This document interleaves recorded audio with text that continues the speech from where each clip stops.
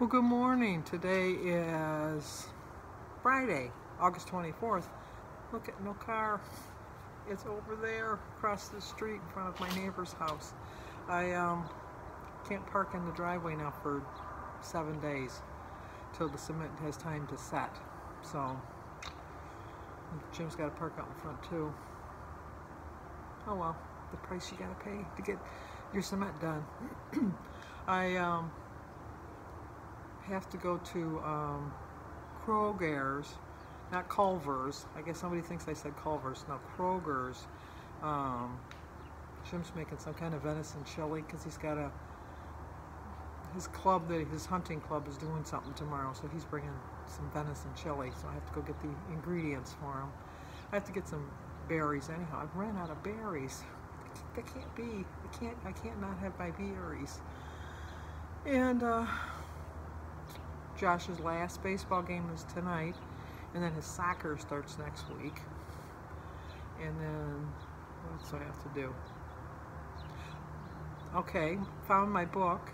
I haven't started the other book yet. I told you I was going to show you it, but I haven't started it. That's why I haven't shown you. But I think I'm going to start it today, and I'll show you then. But when I had taken a bunch of books out of the library, one of them was the series by Terry Blackstock, and I had given them to Denise, and Denise read them, and she's the one that turned the books in. And I kept telling her, I think you have that last book, and she kept saying, no, I turned it into the library. So I went to the library, and you know all that whole story. Well, Denise is going on well, she's already gone. She's left this morning, so that's why I had Kylie overnight, but she's going on a bus trip, and she was looking for her bands that you wear on your wrist for motion sickness and stuff, and she couldn't find it, but guess what she found? My book.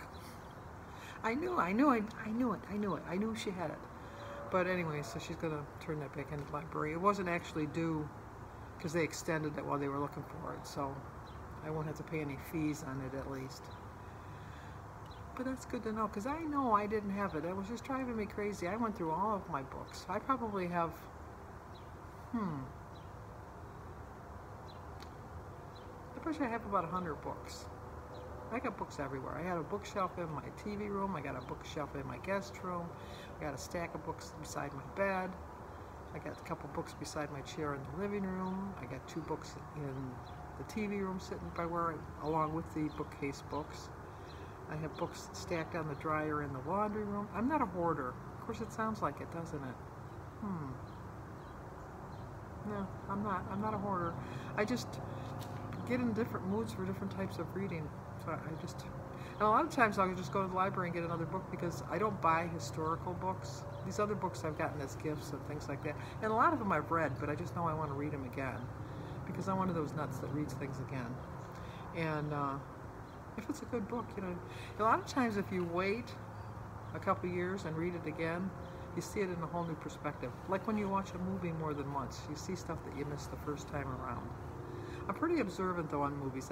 I notice a lot of the background stuff going on, and a lot of times Jim and I will watch something and we'll try to point something out before the other one notices it.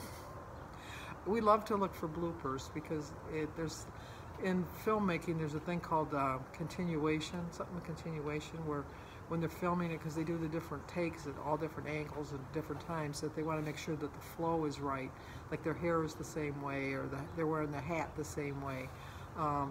If you watch The Client, a lot of times Tommy Lee Jones's hat is turned around different. It's in the same scene, so it's just different things that you got to look for. You don't have to look for them, but it makes the movie a little more interesting. Get weighed tomorrow. I've been eating a lot this week. I noticed that when I walk, I eat more, but it still seems to be like a healthier eating. But I need to walk. I love to walk, and I don't feel it's a chore or anything like that. And, I kind of look forward to them now, especially now in the mornings. It's cooler in the mornings. Although we're supposed to get hot again this weekend. It's up in through next week. We're supposed to go into the 90s again. But that's the last big hurrah. And then probably around the 2nd or 3rd week of September, we'll have a little bit what we call, I'm sure they call it everywhere, and I don't know why they call it, but Indian summer. And so I don't know if that's not considered proper to say now. I know that they're Native Americans. But let me know. I don't want to offend anybody. And I don't even know why they call it that. I really don't. There's got to be a history to that. I think I might look that up today, why they call that Indian Summer. Okay, let's go for our walk. That'll give me something to ponder on my walk, and I'll see you when I get back. Well, another beautiful walk. It was nice. I walked a little bit farther today. I'm getting closer to my 3 miles. I'm probably at about 2 3/4 right now. I'll get there. I get there before. I'll get there again. And while I was walking, I checked. And the reason they call it Indian Summer is because when the Pilgrims and the first Europeans came over, the Indians were very helpful. The Native Americans were very helpful. And they let them know that after the first frost, that meant that you had just a last chance to go do your hunting for the winter, because they, you know, they hung their meat and all that good stuff. Not that they didn't hunt in the winter, but it was easier in that part of the season. And so that's how that got named Indian Summer, because when the Europeans wrote back to the people in Europe, they had said that, you know, this is an Indian Summer because it got cold, they had a frost, and now it's warm again. The things you can learn on the internet. Who'd have thunk? Okay, let's go and drink some water, and then I have to go get some more berries and some vegetables. And Jim's making his chili, like I told you. I got to get some of his ingredients. So I'll talk to you guys in a bit. Okay, I had a question from one of my subscribers, and I thought I'd share it with everyone. From My Sweet Life, wanted to know the story behind my picture. I'm very strong in my faith, and I do believe that once you pass, you go to heaven. I know that there's heaven and hell. I have a hard time grasping hell. I think that I know that the devil can really truly get a hold of people and make them really, really evil. But sometimes I think that there's a sickness in their mind and that they're not really thinking the right way. Not to say that there aren't evil people out there. I kind of like to think that just about 99% of us go to heaven. We may not get there in a straight shot, but I always tell my friends that aren't Catholic that I get to go first because I have a scapular and that's my ticket into heaven. I know that's not really true, but that's what I always tell. My best friend's a Methodist, and I always tell her that. So she always says, "Wear that scapular." I said, "Well, when I'm at the gate, I'm going to let Peter know you're with me." She says, "Oh, thank you so much." But anyway, I've had so many of my close family members pass. My brother passed at 54, and my sister passed at 60. Was she 62? I'm trying to think how old. Yeah, she was 62 when she passed. My father passed at 58. My mother did live to be 82. But they're just all people that are really near and dear to my heart. And I really do believe that they're in heaven. I really do. I don't have a problem thinking that, because I just know that they, you know, we all have struggles in life. We all hit those little bumps in the road, and we all make poor choices. We say things that aren't nice. We gossip. We lie. We do that, you know, we all do things like that. And I think that God does forgive you. I really does. And I really do believe everybody goes to heaven. I know that people believe that you need to believe in Jesus Christ, which I do believe in Jesus Christ. But I think that Jews are very holy people, and they don't believe that, they believe that Jesus was a holy man, but they don't think he was the Son of God. Does that mean that God's not going to let them into heaven? I don't believe that. I just don't believe that. I know that Muslims and Buddhists and that have different gods, but I think that we all end up in the same place. I think we all end up in heaven. I really do. I think as long as you live a good life and a spiritual life and follow your choices in life that are spirit-based or faith-based, I think that you're fine there. But anyway, we went to a paint with a twist, my sisters and I, and we got to pick whatever things we wanted, and, you know, like to do the painting, because I did that. Crafty Sandy did that. I did that. But it was easier than it looks, because it's just stencils and stuff, and it was just, I was surprised how easy it was. But you know what, I take pride in the fact that people think, "Oh my gosh, you did really well." It was too easy. But anyway, I picked that because I wanted to remind myself of my family. If you ever took a tour of my house, I have pictures of my family everywhere. You'll see it on some of the videos as the background.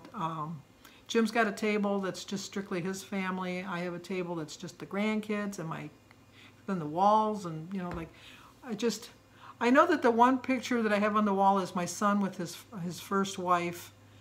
He's not been remarried, but I keep that picture up even though they're divorced because it's still David and Alyssa's mom and dad. And I just think that, and I've explained that to Jimmy and I've explained it to his girlfriend. There's a picture of his girlfriend on the wall too. I mean, it's not like she's because I really love Samantha. I really love her. I love her to death. But it's just, I just think that, you know, maybe when they get a little bit older, I'll take it down. But Alyssa's only 11, and I just, anyway. And then the frames back here, the kids made me when they were little, and they're just like popsicles things, I think. No, they're not even popsicles. They're like a little kit. I'll show you Oliver. But then they just made this for me for Mother's Day, and so I just put it up. And then I just have the little baskets in front of them. Just to have little baskets in front of them because I used to collect Longenberger baskets because that's another thing my house has got everywhere is Longenberger baskets. Okay, now I'm just going on and on. Okay, let's go eat breakfast. I'm getting, look what time it is. It's almost breakfast time. Okay, let's eat. Doesn't that look like a colorful plate? I'm looking forward to it, let me tell you. I started my day with a prayer. I drank 60 ounces of water. My quote is, thank you to Stacy Donald Carpenter, who told me, you can't go back and change the beginning, but you can start where you are and change the ending. Today's always the day you can start. Don't wait till tomorrow. So it's 0 for my berries, tomato, cucumber, mushroom, egg, tea, and water. I did count the chicken breast as 1 point. It's a little bit left over from yesterday that I didn't finish. 4 points for an ounce of cheese and 2 points for 2 tablespoons of artichoke dip. So it's a 7-point meal. I have 16 points left. I'm going to eat now at 1:52, and I probably won't eat my dinner till about 8 o'clock because of Sebastian's baseball game. So I kind of want to fill up a little bit now. Run, Sebastian! Run, third base! You're not at 1. In your live shot? No, I'm getting Oliver. He's bored. Yeah. He's not a baseball player. All right, let's eat dinner. Doesn't that look exciting? So it's 5 points for the bread, 0 for the tuna fish, the celery, the tomato, the cucumber, the lettuce on the sandwich, the tea and the water. 1 point for a tablespoon of Miracle Whip, 3 points for a half a cup of cottage cheese, for 9 points. I still had 7 points left. It's kind of late, so I don't know that I'm going to be eating anymore after this. Well, Sebastian ended up losing his game. Wah, wah, wah. It was his last game, and he struck out in his last at-bats. Last at-bats of the season, and he struck out. He was so pissed. He was really mad. He was really mad at himself. But they had a good season. Next week starts soccer. At least the soccer is about 5 miles closer to me than this one. This one I've measured out. It took 19 miles to get there. The other one will only be like 12 or 14, so it won't be so bad. Okay, give this video a like. Please subscribe to my channel. Leave a comment and share if you think it'll help somebody. And I'll see you guys in the morning.